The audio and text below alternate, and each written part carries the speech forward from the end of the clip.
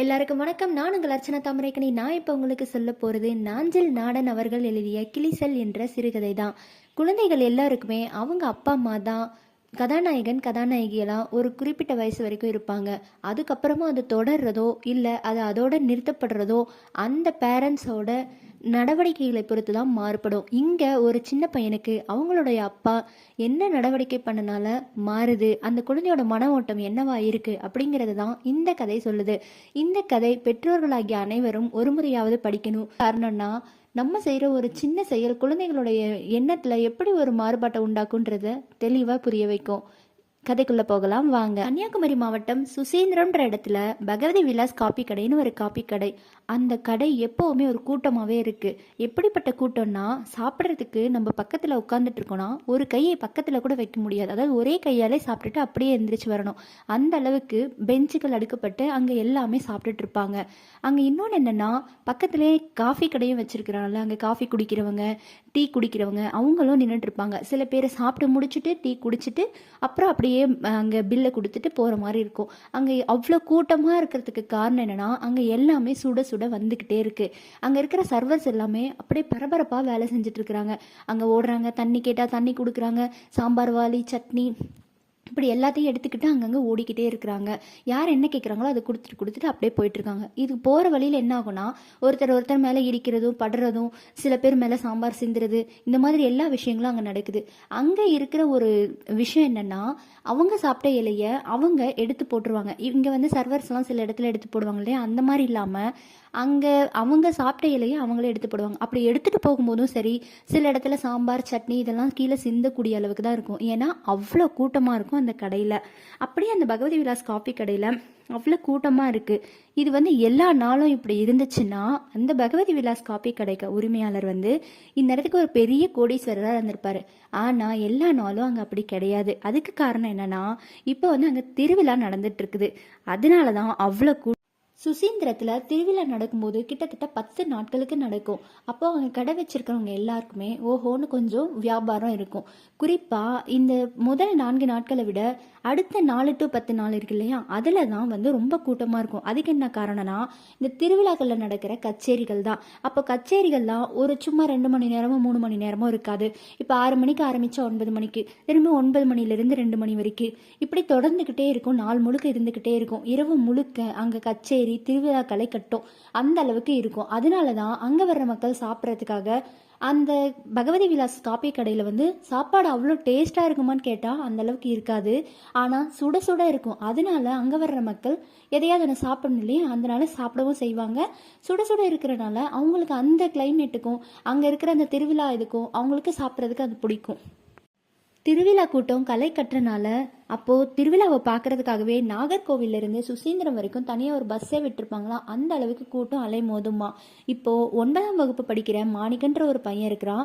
அவனுக்கு வந்து பாட்டு பாடுறது ரொம்ப பிடிக்கும். அதாவது அவன் கற்றுக்கிறான் அந்த மாதிரி கிடையாது, சினிமாவில் வர்ற பாட்டுகளை கேட்டு அப்படியே பாடுவான்.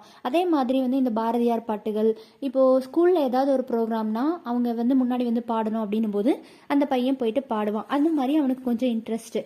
அவன் எப்போவுமே நினைக்கிறான், அப்பா வந்து எப்போவுமே இந்த திருவிழாக்கு போகிறாரு, இந்த மாதிரி கச்சேரி பார்க்கறதுக்கு தான் போகிறாரு, நம்மளும் இந்த தடவை எப்படியாவது திருவிழாக்கு அப்பா கூட போயிட்டு இந்த கச்சேரியை பார்த்துடணும் அப்படின்னு அந்த பையன் ரொம்ப ஆர்வமாக இந்த வருஷம் நானும் வரேன்ப்பா அப்படின்னு சொல்லி கேட்குறான். அதுக்கு அப்பா சொல்கிறாரு, அதெல்லாம் நைட் நேரம் நடக்கும், உன்னாலெல்லாம் வர முடியாது அப்படின்னு சொல்லிட்டு, அப்பா ப்ளீஸ்ப்பா அந்த 7ஆம் தரம் திருவிழாக்கு நானும் வரேன்ப்பா அப்படின்னு சொல்கிறான். அப்போது தேரோட்டத்துக்கெல்லாம் நான் வந்தேன் இல்லைப்பா, அப்போல்லாம் நான் நடந்து தானே வந்தேன் அப்படின்னு சொல்லிட்டு, இல்லை இது ரொம்ப தூரம் வேண்டாம் அப்படின்னு திரும்பவும் அவர் மறுக்கிறாரு அவங்க அப்பா. அப்பா நான் எப்படியாவது நடந்து வந்துடுறேன்ப்பா, நான் உங்களை தொல்லையே பண்ண மாட்டேன் அப்படின்னு சொல்லி திரும்பவும் கெஞ்சரா மாணிக்கும். உடனே அவர் என்ன பண்ணுறாருன்னா, நைட்டு வந்து அங்கே திருவிழா கடையில் எனக்கு இது வேணும் அது வேணும்னு கேட்கக்கூடாது, நானா எதாவது வாங்கி கொடுத்தா மட்டும்தான் அப்படின்னு சொல்கிறாரு. சரி அப்படின்னு சொல்லிட்டு எப்படியாவது நம்ம அந்த திருவிழாவில் கச்சேரியை பார்த்துடணும் அப்படின்னு அந்த பையன் ரொம்ப ஆர்வமாக இருக்கிறான். இப்போது சாயங்காலம் 5 மணிக்கு ஆகுது. 5 மணி, அதாவது நைட்டு ஃபுல்லாக திருவிழா பார்க்கணும், அங்கே கச்சேரி பார்க்கணுன்றனால 5 மணிக்கே சாப்பிட்டுட்டு கிளம்பணும். இப்போது சாயங்காலம் 5 மணிக்கே சாப்பிடும்போது அவன் எப்படி சாப்பிட்றான்னா, வயிறு ஃபுல்லாக நிரம்புற அளவுக்கு, அடுத்து பசி அப்படின்னு ஒன்று தெரியாத அளவுக்கு சாப்பிடணும் அப்படின்னு சொல்லிட்டு வீட்டில் கருவாடு குழம்பு வச்சுருக்குறாங்க, அதை நல்லா சாப்பிட்றான். வயிறு ஃபுல்லாக சாப்பிட்டுட்டு திருவிழாக்கு கிளம்புறாங்க. திருவிழாக்கு போகும்போது கையை வந்து முகர்ந்து பார்த்துட்டே போகிறான். அப்பா நல்லா சாப்பிட்டாச்சு, கருவாடு குழம்பு மனம் அப்படியே இருக்குது அப்படின்னு சொல்லிட்டு ஸ்மெல் பண்ணிக்கிட்டே போகிறான். இப்படி போயிட்டே இருக்கும்போது அங்கே வந்து ஒரு திருவிழா அந்த ஸ்பாட்டை வந்து ரீச் ஆகிடுறாங்க. ஆனால் ரொம்ப க்ரௌடாக இருக்குது. இருந்தாலும் கச்சேரி பார்க்குற ஆர்வத்தில் அந்த சின்ன பையனும் அவங்க அப்பா கூட வேக வேகமாக நடந்து போகிறான். போயிட்டு அங்கே ஒரு மண்டபம் பக்கத்தில் எல்லாருக்கும் அதாவது அந்த கச்சேரி நடக்கிற இது எல்லாமே தெரிகிற அளவுக்கு ஒரு இடத்துல வந்து இவங்க 2 பேரும் உட்காந்துக்கிறாங்க. 7 to 10 மணி வரைக்கும் கச்சேரி ஓரளவுக்கு நல்லாவே களை கட்டுது. இவனும் நல்ல ஆர்வமாக பார்த்துட்டு இருக்கிறான். ஒரு 10 மணிக்கு அப்புறம் வந்து போட்ட பாடல்களே திரும்ப போடுவாங்க. சில இடத்துல வந்து கொஞ்சம் போர் அடிக்கிற மாதிரி இருக்கும். அந்த மாதிரி இருக்கும்போது 10 மணி ஆயிடுச்சு இல்லையா, அதனால பையன் சின்ன பையன்றனால அவனுக்கு லைட்டாக தூக்கம் வர மாதிரி இருக்குது. நைட் ஆனனால அங்கே வந்து ஒரு நல்ல குளிர்ந்த காற்று வீசுது. ராத்திரி கிட்டத்தட்ட 1 மணி ஆயிடுச்சு. அதனால வந்து அவன் வந்து அப்படியே 10 மணிலேருந்து 1 மணி வரைக்கும் அப்படியே தூங்கிக்கிட்டே இருக்கான். நடுவில் எந்திரிச்சு பார்க்குறான். ஏன்னா அப்பா வந்து தூங்கினா திட்டுவார் அப்படின்னு அவனுக்கு தெரியும். அதனால அப்படியே லைட்டாக எந்திரிச்சு பார்க்குறான். கச்சேரியில் ஏதோ பாட்டு ஓடிட்டுருக்கு. திரும்பி அப்படியே அவனுக்கே தெரியாமல் தூங்குறான், எந்திரிக்கிறான். இப்படி 1 மணி ஆன உடனே கச்சேரி முடிஞ்சிருது. எல்லாரும் கை தட்ட ஆரம்பிச்சோன்னே இவனுக்கு தெளிவு வந்துடுது. இவனும் கை திருவிழா கூட்டம் இல்லையா, 1 மணிக்கு ப்ரோக்ராம் முடியுது. அவங்க அப்படியே நடந்து போயிட்டு இருக்கும்போது கிட்டத்தட்ட 2 to 3 அந்த அளவுக்கு வந்துடுது. ஏன்னா அந்த அளவுக்கு கூட்டத்திலிருந்து வெளியில் வரணும் எல்லாரையும் தாண்டி. அதனால அப்படியே வெளியில் வந்துட்டு இருக்கும்போது 3 மணி ஆகும். கொஞ்சம் பசி எடுக்குது. சின்ன பையன் இல்லையா, அதனால அவ்வளோதான் சாப்பிட்டாலும் திரும்பவும் பசி எடுக்குது. ஆனால் அப்பா கிட்ட வந்து கேட்க முடியாது. கேட்டால் அப்பா வந்து அங்கேயே சொல்லி தான் கூட்டிகிட்டு வந்தார், திருவிழா கடையில் எதுவுமே நீ கேட்கக்கூடாது அப்படி என்னலாம். அதனால அமைதியாக வந்துட்டு இருக்கிறான்.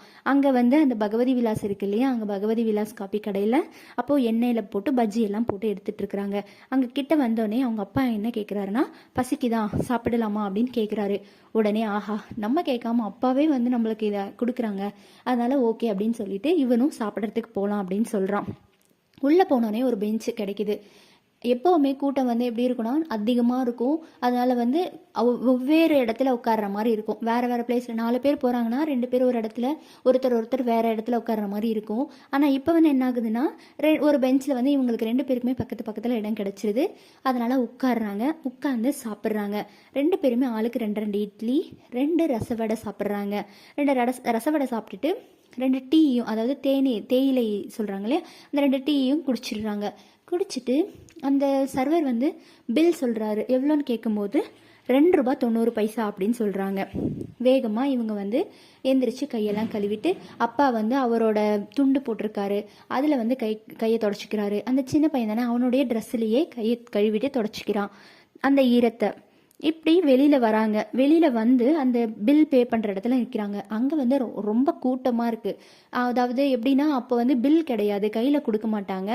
உங்களது வந்து எவ்வளோ, அந்த கண்ணாடி போட்டவரா அவர் ₹1.20.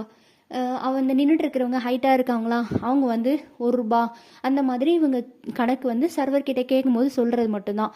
கீழே வந்து யார் குனிஞ்சு அவர் பில்லு வாங்கிட்டு இருக்காரு இல்லையா, அவர் வந்து அவருடைய யார் பில்லு கொடுக்குறாங்களோ, அமௌண்ட்டு கொடுக்குறாங்களோ அவங்களுடைய முகத்தை கூட பார்க்க முடியாது, அவ்வளோ கூட்டமாக இருக்கும். அதனால் அவங்களா கொடுக்கறத வச்சு தான் இவங்க வாங்கிக்க முடியும். அதே மாதிரி சர்வர் வந்து இவங்க கிட்ட ₹2.90 சொல்லி அனுப்பிடுறாரு. இவங்க பில் பே பண்ணுற இடத்துக்கு போயிடுறாங்க. இப்போ இவர் என்ன பண்ணுறாருன்னா, அப்பா ஒரு 50 பைசாவை மட்டும் எடுத்து டேபிள் மேலே வைக்கிறாரு. உடனே அந்த பில் கவுண்டரில் இருக்கிறவர் வந்து இப்படி பார்க்குறாரு. 2 தேயிலை அப்படின்னு சொன்னோடனே அவர் வந்து அந்த இதை எடுத்துக்கிட்டு அமுச்சிடுறாரு. இப்போது வெளியில் வந்ததுக்கப்புறம் அந்த பையன் வந்து அவங்க அப்பாவை அப்படியே பார்த்துக்கிட்டே இருக்கிறான்.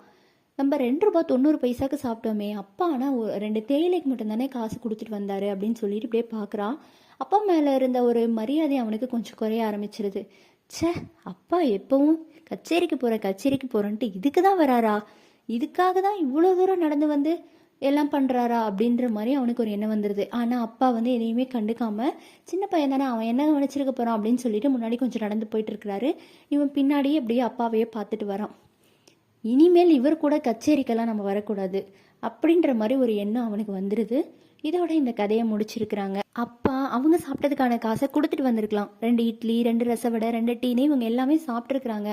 அது வந்து ₹2.90 வந்திருக்கு. ஆனா, அதுல வெறும் 50 பைசா மட்டும் அப்பா குடுத்துட்டு வந்தனால, அப்பா மேல இருந்த மரியாதையே அவனுக்கு போயிடுச்சு. அப்பா இதுக்காக தான் வராரு திருவிழாக்கு.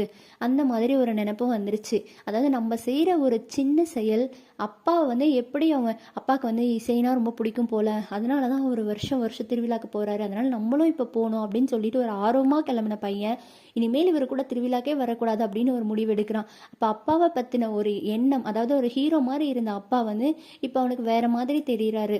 இது வந்து பெற்றோர்கள் நம்ம நடந்துக்கிற விதத்தை பொறுத்து தான் குழந்தைகளோட மன ஓட்டம் மாறுபடும். இந்த கதை உங்களுக்கு பிடிச்சிருந்தா நம்ம ஏடிஎஸ் ஹாப்பி வேர்ல்டு சேனலை சப்ஸ்கிரைப் செய்து கொள்ளுங்கள்.